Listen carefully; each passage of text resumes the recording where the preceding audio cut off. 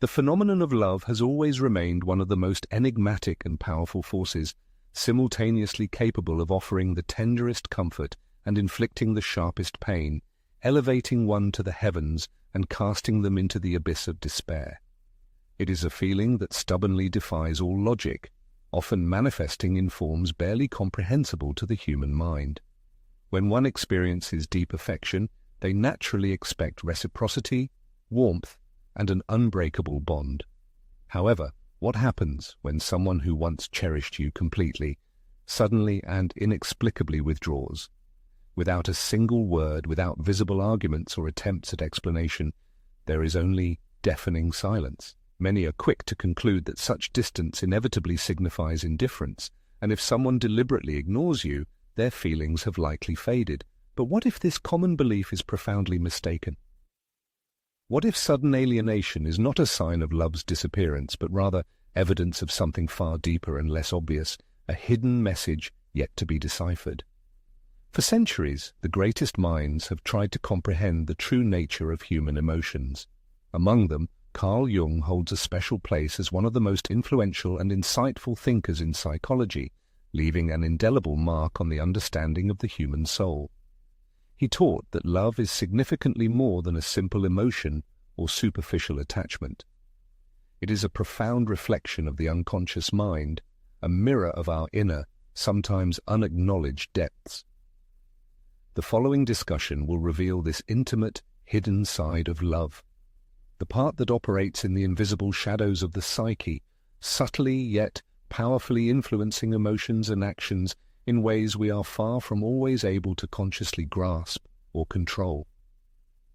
Love, therefore, appears not merely as an exchange of affection or fondness. It is an extraordinarily complex psychological experience, penetrating the most concealed and profound layers of the human psyche, touching its fundamental foundations. Jung's extensive work and groundbreaking research showed that the human mind functions in two fundamental spheres. Firstly, there is the conscious mind, the realm we are fully aware of, where logic, rational thinking, deliberate decision-making, and everyday perception reside.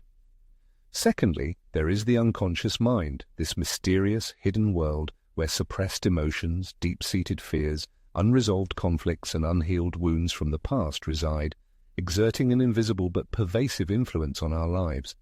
People often believe they know exactly what they seek in matters of the heart, yet it is their unconscious that makes many decisions, shaping not only their aspirations and anxieties, but also their very ability to build and maintain close connections.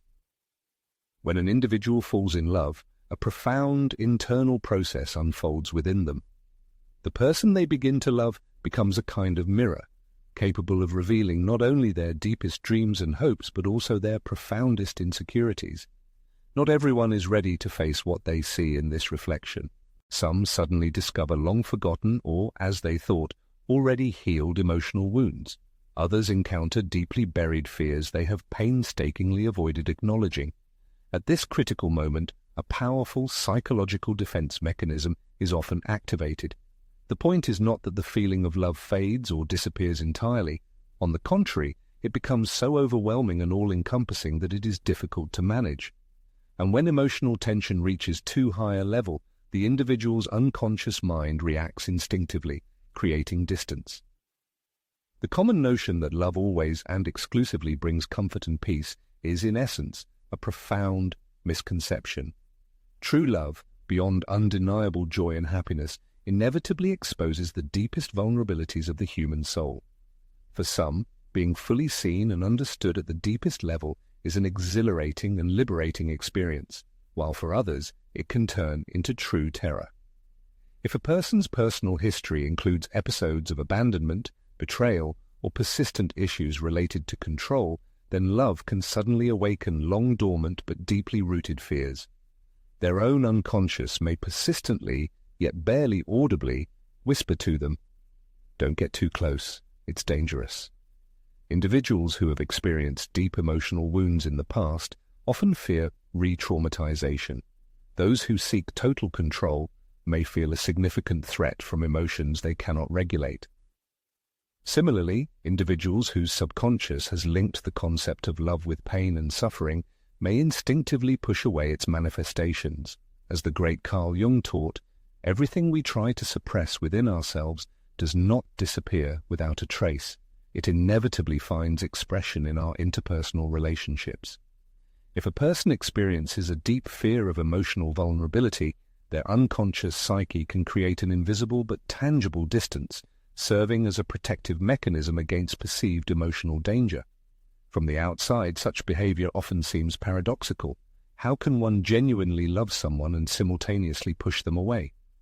The answer lies in the unique mechanisms by which their inner psyche processes complex emotional conflicts. It also happens that for some individuals, closeness itself becomes a source of deep fear. They sincerely wish to be close to another person, but the intensity of the feelings that arise frightens them to their core. In response, they retreat, seeking to regain what they perceive as lost control over the situation. It is important to understand that this is not the result of a deliberate choice or conscious decision. Rather, it is an automatic, sometimes instinctive response of the psyche to internal tension. A legitimate question arises: what should one do when someone begins to distance themselves or perhaps ignore your presence?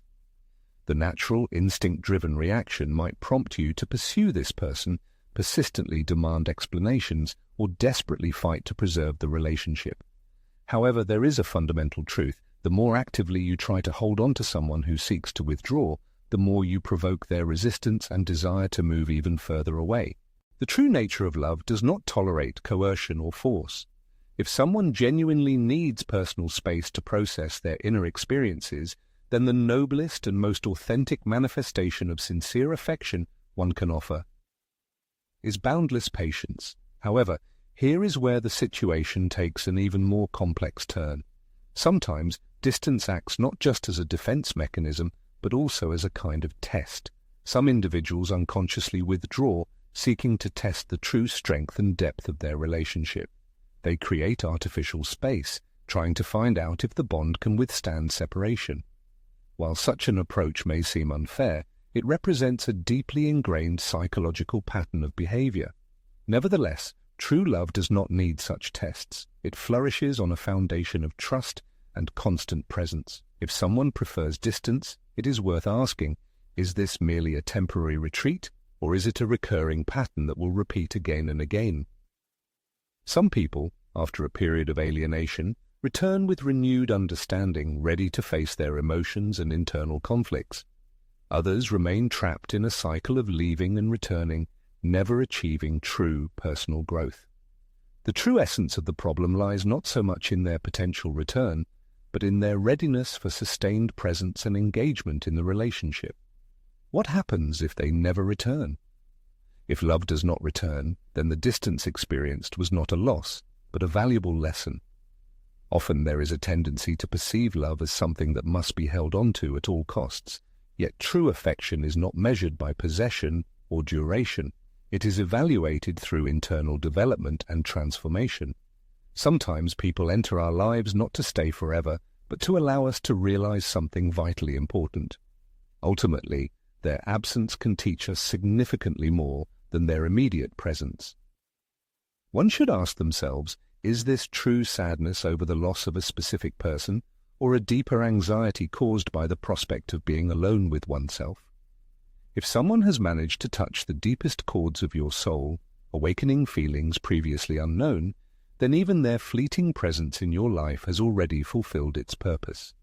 Such interaction, even if brief, brings invaluable experience, enriching one's inner world. There is another, often overlooked aspect. The person leaving a relationship does not always understand the true motives of their departure. Often, individuals are unable to recognize their own deep emotional patterns or do not realize that the manifestation of love itself has activated long-hidden, unresolved fears within them. Therefore, when someone suddenly disappears from your life, it is not always a direct consequence of anyone's actions. More often, it is merely a reflection of their inner turmoil and unpreparedness for intimacy. It is pointless to pursue such people or try to extract forced explanations from them. For true clarity, cannot be achieved in this way.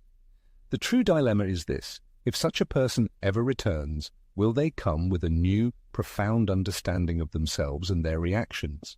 Not everyone is capable of undergoing this internal transformation, but it is precisely those who dare to face their fears, who learn from their experiences, and who constantly grow that are capable of building the foundation for truly strong and lasting relationships.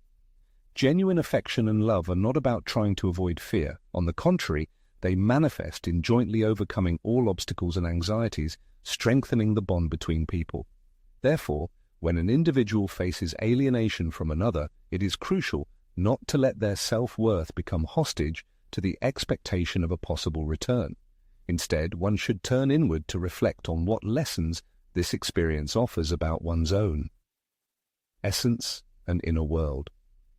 As Carl Gustav Jung once insightfully remarked, "Until you make the unconscious conscious, it will direct your life and you will call it fate." The true feeling of love, regardless of whether it is destined for a long existence or gradually fades, invariably represents a profound journey of self-discovery. If such a relationship is fated to happen, it will always find the right path to reunion. It should be remembered that true love never serves as shackles, but rather acts as a path for personal and spiritual growth. Sometimes individuals who demonstrate aloofness or ignore others are not truly avoiding the other person, but rather the deep internal changes that the love of that person is capable of awakening within their own